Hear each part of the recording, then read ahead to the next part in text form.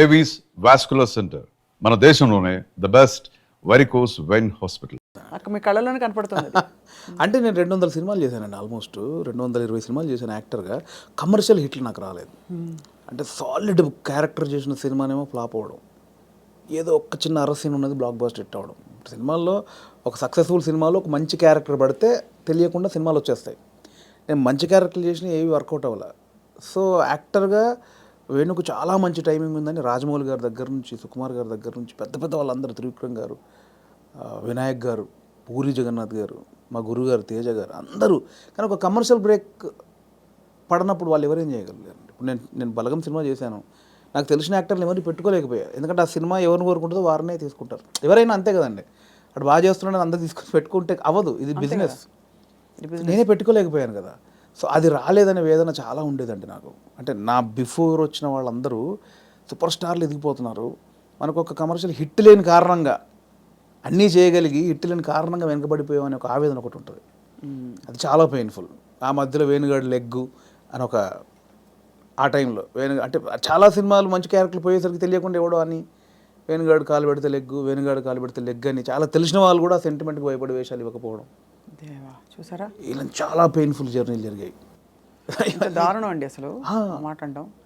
బాధేస్తుంది కదా. డబ్బులు చాలా పెద్ద 2-3 పెద్ద డైరెక్టర్తో డైరెక్ట్గా కొంచెం విభేదించాను కూడా, అట్లా చాలా జరిగాయి. సో నేను కాదు కదా, ఇప్పుడు మొన్న ఇప్పుడు టిల్లు అంటారు నన్ను, నేను నిలబడ్డాను కదా, అంతే కదా, నా ట్రాక్ తప్పు చేయలేదు కదా, ఇంకోటి నాకు ఎందుకు వేస్తారు అట్లా. అదొక చాలా పెయిన్ఫుల్ ఉండేది. ఆ పెద్ద డైరెక్టర్లు ఎవరో అందరూ సహకరించిన వాళ్ళు అందరి నిమిత్తం మాత్రమే అండి.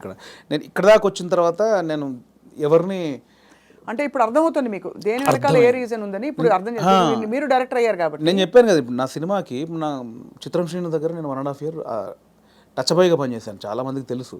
అతనికి నేను వేషం ఇవ్వలేకపోయాను. మా తాగబోతు రమేష్ ఇప్పుడు నాతో మాట్లాడడానికి ఇప్పటికి కోపమానికి, రచ్చరవి క్యారెక్టర్ నేను చేయలేనని ఇప్పటికీ నా మీద కోపం 100 సార్లు తిట్టుంటాడు. నేనంటే ఇప్పుడు నన్ను గొంతు పిసికి చంపేస్తాడు వాడు. రచ్చరవి క్యారెక్టర్ నేను చేయలేనా, నాకు తెలంగాణ రాదా అని. కానీ నాకు అదే డైరెక్టర్గా నాకు ఆ క్యారెక్టర్లో రవే కనిపించాడు, రమేష్ కనిపించలే. ఇక్కడ టాలెంట్ బేరీజ్ వేయడం కాదు, నాకు వాడైతే సెట్ అవుతుంది అనిపిస్తోంది. అట్లా నా దగ్గర ఎంతున్నా కూడా పెద్ద డైరెక్టర్లు అందరూ నాకు వేషం ఇవ్వలేదంటే ఆ సినిమాకు వాళ్ళకి 100 బాధలు ఉంటాయి నాకు ఇప్పుడు తెలిసి వచ్చింది. అంతకుముందు తిట్టుకొని ఉన్నాను, బట్ ఇప్పుడు నాకు తెలిసి వచ్చింది ఏ సినిమాకి ఆ సినిమా బాధలు ఉంటాయి. సో అంతకుముందు తిట్టుకున్న దర్శకులందరూ నేను మనస్ఫూర్తిగా సారీ చెప్పుకున్నా ఎప్పుడో, ఇప్పుడు అంతే, ఇందువల్ల మీరు మాకు ఇవ్వలేదా అని.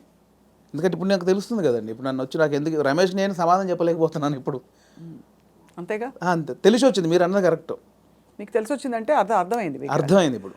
సో బట్ డెఫినెట్గా మీరు ఐ థింక్ మీరు మంచి సినిమాలు మంచి కథలు చెప్తారని అందరికీ కాన్ఫిడెన్స్ వచ్చేసింది. మొన్నే సంగీతం శ్రీనివాసరావు గారు కూడా మెచ్చుకోవడం మిమ్మల్ని, అలాగే చాలామంది అంటే పరోక్షంగా మిమ్మల్ని మెచ్చుకున్న విషయాలు కూడా చాలా ఉన్నాయి.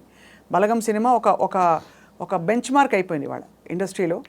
అంటే ఒక ఇన్నోవేటివ్ నావెల్ స్టోరీతో, ఇన్నోవేటివ్ విధానంలో, ఎక్కువ బడ్జెట్ లేకుండా మనసుని హత్తుకునే సినిమా ఎలా తీయచ్చో వేణుగారు చేసి చూపించారు.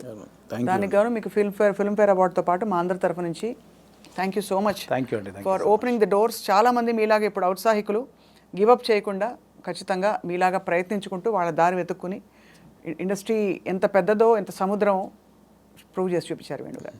Thank you so much. Congratulations once again. Thank you. And మీ ఇంటికి ప్రతి కిటికీలో మేము వచ్చి ఇలా కనపడుతుంటాం అనమాట అప్పుడప్పుడు. అంటే వెతుకుంటూ వెతుకుంటుంటే మీరు అలా రైటర్ అలా రాసుకుంటూ ఉంటారు కదా, అప్పుడు మేము వచ్చి ఇలా అలా అంతసేపు అలా రాసుకోవడాలు ఉండవండి. అంతేనా? అంతసేపు రాసుకోవడాలు ఏమి ఉండవు. ఆ రాసి కోడెక్టరు బాగా నాకు ఇంకా క్లోజ్ అనమాట అన్నయ్య. ఆయనతో నేను ఎంటర్టైన్మెంటు అది అలా బిహైండ్ ద స్క్రీనే. ఇందాక బ్యాక్ స్టేజ్ అన్నది అలా కెమెరామెన్ కానీ, డైరెక్టర్ కానీ, ఆదిత్య గారు కానీ, శంకర్ అన్న కానీ, ఇంకా వేణుగాడు ఉన్నాడంటే రచ్చ, అందులో వేణుగాడు 2 అంతే. ఇంకా ఆ నైట్ చచ్చిపోవాల్సింది ఒక్కొక్కటి నవ్వి అలా ఉండేది. సో అక్కడ నుంచి మీకు కాన్ఫిడెన్స్ వచ్చింది? రాలే, ఇంకా అక్కడ కూడా రాలేదు. అలా అందరికి నోన్, లైట్ మెన్స్తో సహా డిపార్ట్మెంట్ అందరికి నోను. దుర్గం చెరువులో ఆడియో ఫంక్షన్ జరుగుతుందండి మనసు మాట విందు. అప్పుడు నవదీప్ చెన్నైలో షూటింగ్ చేస్తున్నాడు. సో 8 o'clock ఇక్కడ ఈవెంట్ జరగాలి. సో 7కి స్టార్ట్ చేసాము. నవదీప్ ఆందవే అంటున్నాడు. ఆ డ్యాన్స్ పోటీలు జరిగే, డ్యాన్స్ చేస్తారు కదా వాళ్ళు ఈవెంట్లో, ఆడియో ఫంక్షన్లో డ్యాన్స్ అయిపోయింది. 4-5 పాటలు పాడారు. అక్కడ నవదీప్కి గంట లేట్ అయింది ఫ్లైట్.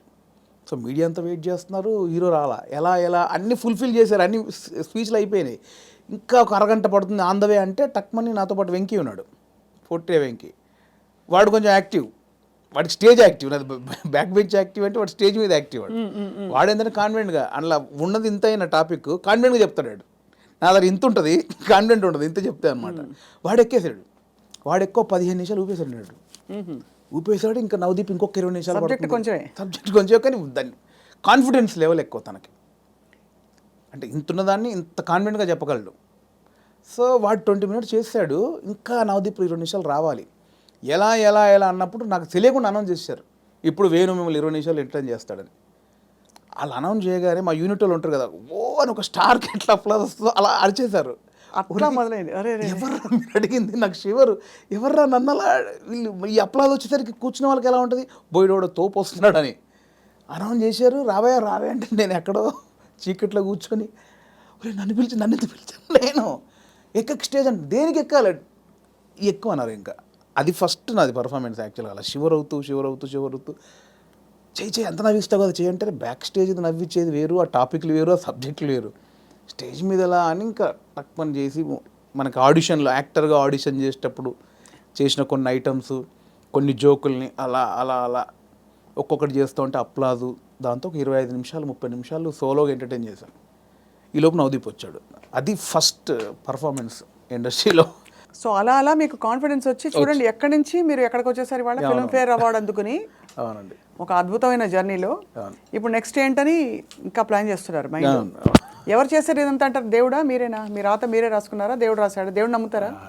డెఫినెట్లీ నమ్ముతానండి, గుడ్డిగా నమ్ముతాను. అంటే గాలిలో దీపం పెట్టి దేవుడా ఇది అన్ను, దేవుడు అంటే నమ్ముతాను. అంటే మీరు చేసేవి చేస్తూ దేవుడా దేవుడా అంటారు. అంతే అంతే అంతే అంతే. నాకు ఇప్పుడు ఒక చిన్న సపోర్ట్ ఉందని ఫీల్. నేను హనుమాన్ భక్తుడిని నేను. సో ఆయన ఉన్నాడని ఒక నమ్మకం ఉంటుంది. సో అలాగే ఆయన ఉన్నాడని ఏం చేయకుండా కూర్చోను, ఏం చేసినా ఆయన ఉన్నాడు, చూసుకుంటాడు. స్ట్రాంగ్ వెళ్ళొచ్చు, మావాడు ఉన్నాడు కదా. ఇప్పుడే నాకు హనుమంతుడు వారు చెవిలో చెప్పారండి, బలగం 2లో నేనే కదా. డెఫినెట్లీ ఆ సబ్జెక్ట్ ఎవరు కోరుకుంటే వాళ్ళే ఉంటారు. డెడికేషన్ పెట్టారన్నమాట. లేదండి అంతే, ఆ సబ్జెక్ట్లో స్వప్న గారు అవసరం ఉందనుకుంటే మీరు ఎక్కడున్నా మీ దగ్గరకు వచ్చి అది వచ్చి అలా అలా అంతే అంతే. నో బట్ యాక్చువల్లీ సీరియస్గా ఎంత ప్రౌడ్ ఫీల్ అవ్వాలండి మీరు. అంటే మీరు జస్ట్ మీ అడుగులు మీరు వెతుక్కుంటూ ఎక్కడెక్కడి నుంచో అలా అలా అలా అలా డక్కాముక్కీలు తిన్నారు, వైభవం చూశారు, ఖాళీ టైంలో చూశారు, అన్నీ చూసుకుంటూ యు ఆర్ హియర్ టుడే. చాలా అప్ అండ్ డౌన్స్ చూశాను, అప్ అండ్ డౌన్ చూసారు. చాలా